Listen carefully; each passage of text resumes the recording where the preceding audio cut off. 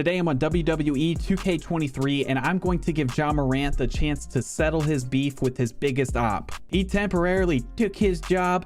It's Adam the Lizard Man Silver. His character may look like a dry clean Joe Biden, but today the commissioner of the NBA is ready to unleash the anger he felt growing up on the mean streets of Rye, New York.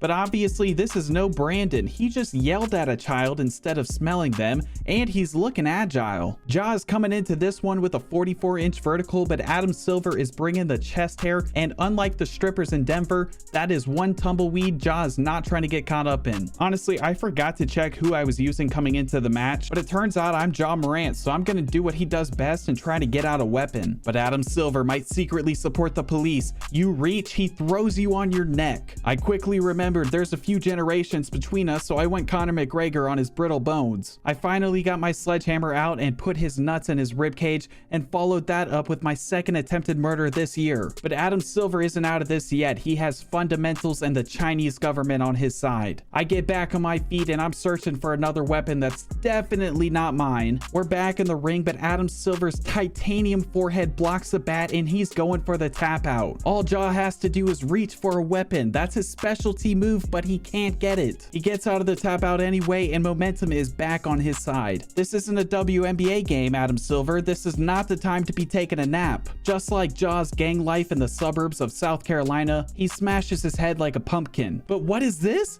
Adam Silver has secretly been Dumbledore this whole time? Hakuna Matata, medulla oblongata? Honestly, he didn't do much there. For being white, he's not very good at beating black people with a hard black object. And it's time for Ja's revenge. This is for Rodney King. This is for canceling Kanye. This is for stealing Michael Jackson. This is for Larry Bird. This is for giving Magic HIV. This is for the NBA blackouts. I don't know what this one's for. I'm running out of things to say.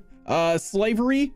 Michelle Obama. He wants more? Batter up. As there's a drive in a deep left field by Castellanos, it will be a home run. Ja somehow found another weapon to show off in front of the world, and this might be one of the best ones yet. Adam Silver's having a harder time getting on his feet than it is for him to get hard in bed. But Adam grabs the magic blue pill out of the bedside table, he counters Ja and drops him. I then made the grave mistake of turning my back to him to search for a deadlier weapon, and Adam Silver gets off a combination. He hits Ja with the finisher and he's stunned. 72 blunt traumas to the head later, and Adam Silver somehow wins the match. That's definitely all on me for sucking at this game. On the other hand, someone is getting his earlobes played with tonight.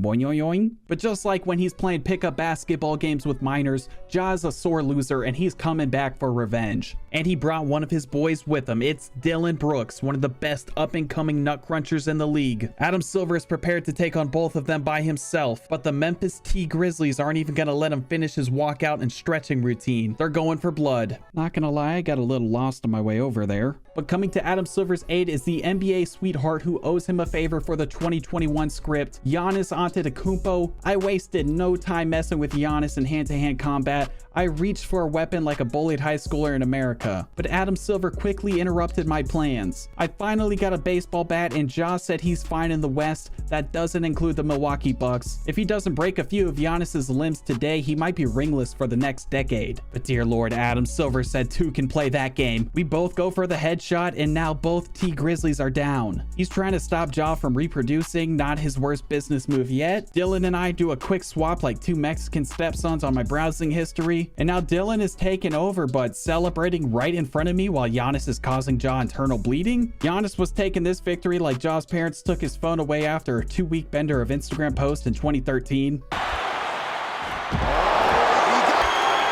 this could put you to sleep.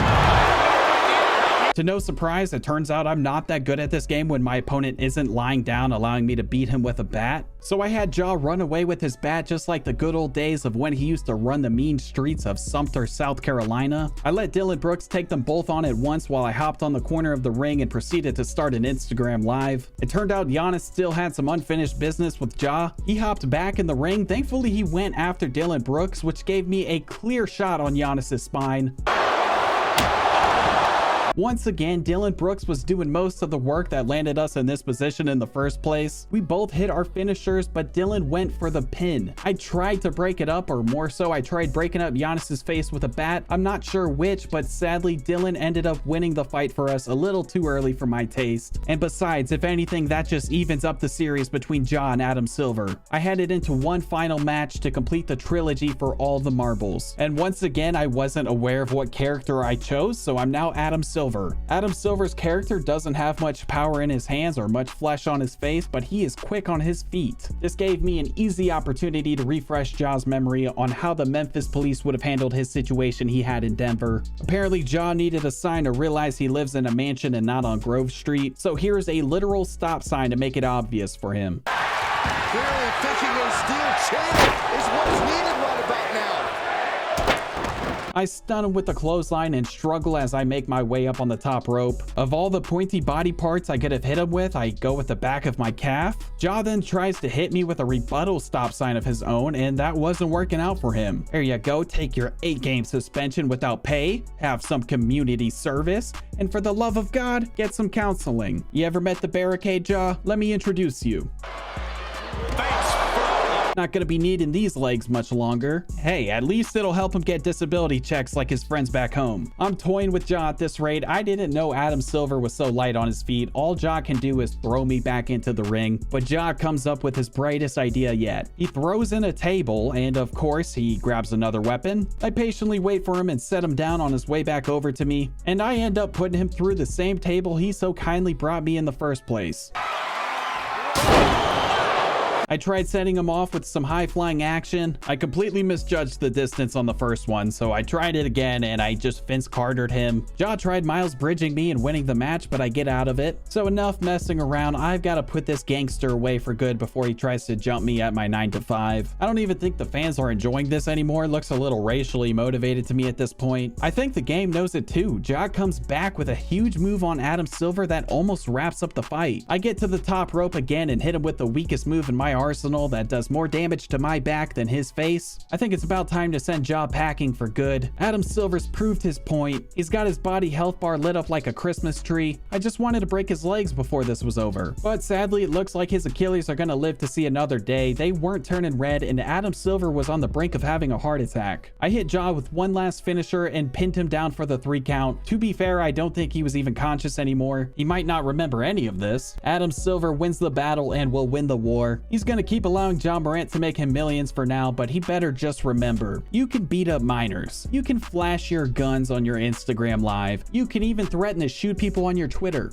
But pal, you ought to know where the line of Adam Silver's patience ends, which of course is posting an Amazon book link or speaking up against the Chinese government. Well, that's gonna do it for this one. WWE never fails to amaze me, and we'll see, maybe after the Grizzlies lose in the playoffs and Ja gets back on the wagon, we'll have a part 2. So if you want to see that, just keep encouraging his bad habits. He's easily manipulated. But please go check out my previous video called The Ultimate Fighter in UFC 4 and GTA 5. It'll end up being a 5-part series that I'll post every Sunday. The feedback has been super positive, but it's different content than what I normally make, so the algorithm doesn't appreciate that. So I'd appreciate it if you would go check it out. New episodes will air every Sunday at 3:30 p.m. Central Time. But either way, I hope you guys enjoyed. Thank you for watching. Much love, and I will see you in the next one.